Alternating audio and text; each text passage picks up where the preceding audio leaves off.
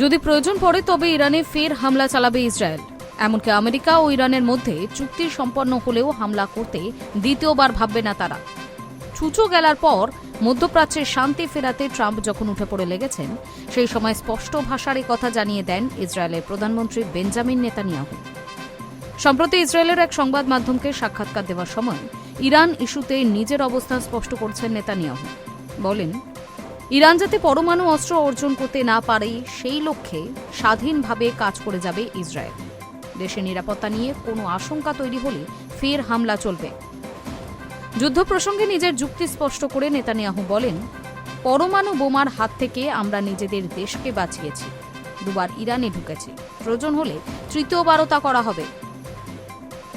ইসরায়েলের এহেন হুঁশিয়ারি এমন সময় সামনে এলো যখন ইরানের সঙ্গে মৌ সই করার পর শান্তির লক্ষ্যে দফায় দফায় আলোচনা চালাচ্ছে আমেরিকা। নেতানিয়াহুর বার্তা, পরমাণু বোমার হাত থেকে আমরা নিজেদের দেশকে বাঁচিয়েছি, দুবার ইরানে ঢুকেছি, প্রয়োজন হলে তৃতীয়বারও তা করা হবে।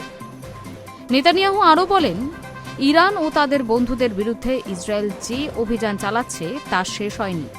গত ৩ বছরে যথেষ্ট সাফল্যের পর পূর্ণ জয়ী লক্ষ্য ইসরায়েলের প্রধানমন্ত্রীর। গাজা অভিযান প্রসঙ্গে এক প্রশ্নের প্রেক্ষিতে নেতানিয়াহু বলেন, এর কোনো শেষ নেই। ইসরায়েল আগের চেয়ে অনেক বেশি শক্তিশালী। আমাদের আরও অনেক কাজ রয়েছে। ইরানের হাতে যতটুকু শক্তি রয়েছে তার বিরুদ্ধেও ব্যবস্থা নেব। লেবানন প্রসঙ্গেও নেতানিয়াহু বলেন, আমাদের অবস্থান স্পষ্ট। হুমকি বন্ধ না হওয়া পর্যন্ত আমরা দক্ষিণ লেবানন ছাড়ব না। ইরান ও আমেরিকার এই চুক্তি নিয়ে সরাসরি কিছু না বললেও এই চুক্তিকে নেতানিয়াহু যে বিশেষ গুরুত্ব দিতে নারাজ তা বহুবার বুঝিয়ে দিয়েছেন।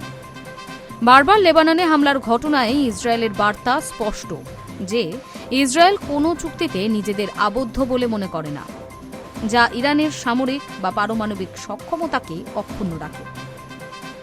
এই অবস্থায় মার্কিন প্রেসিডেন্ট ডোনাল্ড ট্রাম্প প্রকাশ্যে ইসরায়েলকে সংযম দেখানোর আবেদন জানিয়েছেন।